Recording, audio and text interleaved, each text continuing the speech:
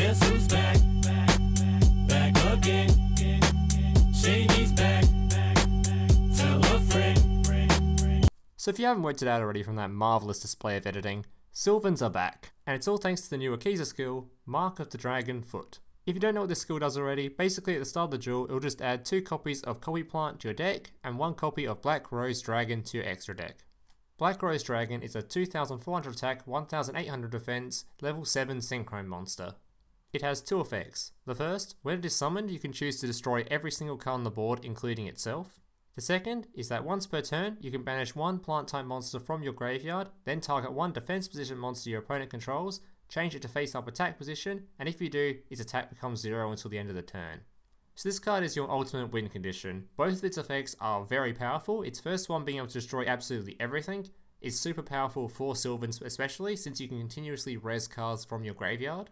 And its secondary effect can absolutely decimate any slow deck that tries to play face downs, or decks such as Sylvans that start off with just 1 singular face down a lot of the time. Honestly though, I do think you'll be using its first effect a lot more unless your opponent has absolutely no backline or you've managed to clear it first. Copy Plant is a 0 attack, 0 defense, level 1 plant tuner monster, with the effect that once per turn you can target 1 other plant type monster on the field. This card's level becomes that monster's current level until the end of the turn. This will be the only tuner monster you run in this deck, but because of its effect, it becomes extremely versatile and means you can summon just about any tuner monster you like. If you ever get this card out in the field and another level 4 monster, instantly you can summon Stardust Dragon. If you ever get this card out and a level 6 card, you can summon Black Rose Dragon. Generally speaking, these are going to be the only 2 synchron summons you're going to be doing, but because Copy Plant is so versatile, it is okay if you just add a bunch of other synchro monsters just like I have into your extra deck, just in case you ever want to get out a level 5 synchron or a level 6 synchron.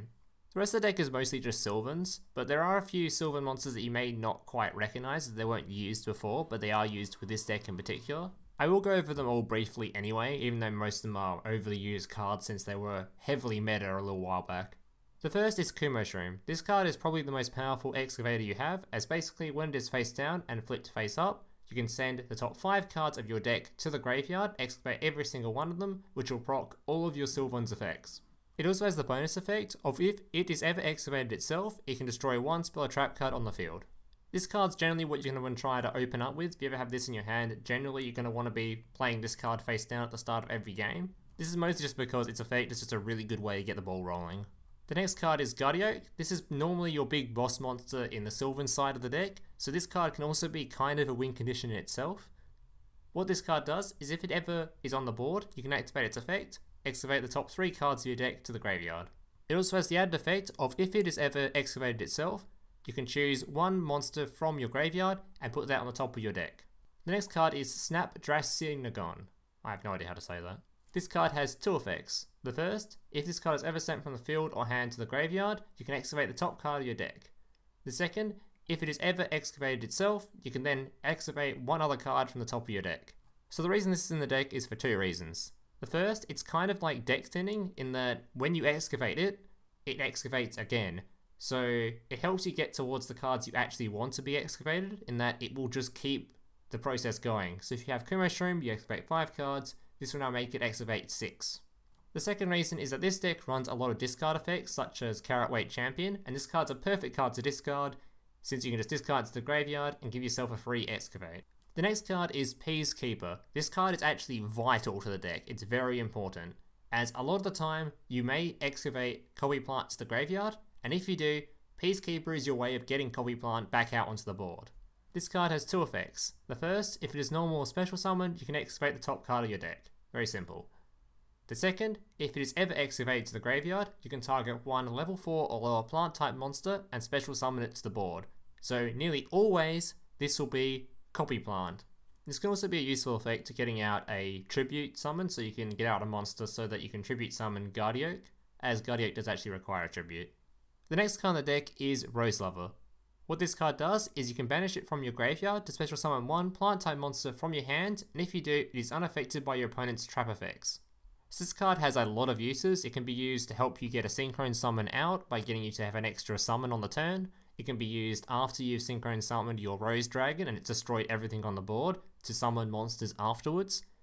It can also be used to get out Guardioak, who normally requires a tribute. But do make sure to keep in mind that this card does have the added effect of the monster you summon using it is unaffected by your opponent's trap effects during the turn, so it can be really useful to swing at your opponent when they have a lot of backline if you just want to finish them off. The next card is World Carrotweight Champion. What this card does is if this card is ever in your graveyard, you can send one plant type monster from your hand to the graveyard or from the board to the graveyard to special summon him. This card has a ton of uses. The first, it can be a really good way to tribute summon Guardioak, as it won't use up your normal summon for the turn. The second, it can also be a good way to get things like Rose Lover from your hand into the graveyard, since it makes you send a card from your hand to the graveyard. The third is after you've used Rose Dragon's effect and destroyed everything on the board, you can still get this guy back out afterwards. Also, he's a level 4 monster, so he's really good with Copy Plant to get out Stardust Dragon. The last monster card in the deck is Naturia Pineapple. This card is very similar to Treeborn Frog, if you know what that does.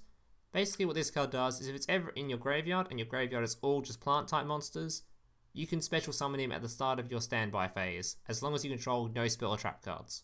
This is a really useful effect, as it can be a way to help get Carrotweight Champion out, it can be a way to make a tribute summon to get out your Guardioak, it can be used with Copy Plant as well as other monsters to get out whatever synchron you require. It's generally just a good versatile card that I will have at least one of in the deck. The rest of the cards in the deck is purely personal preference. This is based on whichever spell or trap cards you feel like using or whatever the current meta you're facing is. Personally, I like to use discard removal cards such as Dark Core, since a lot of the cards in your hand want to be discarded anyway, such as Rose Lover or Carrotweight Champion, so it kind of removes the drawback of the discard, it just gives you a good removal source.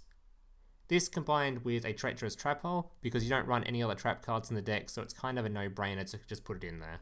Alright guys, that's pretty much it for the talking part of this video. If you liked the video, make sure to leave a like, subscribe, comment any questions you have. The rest of this video will just be 5 gameplays showing this deck in action. Thank you guys for watching, and I hope to see you in the next one.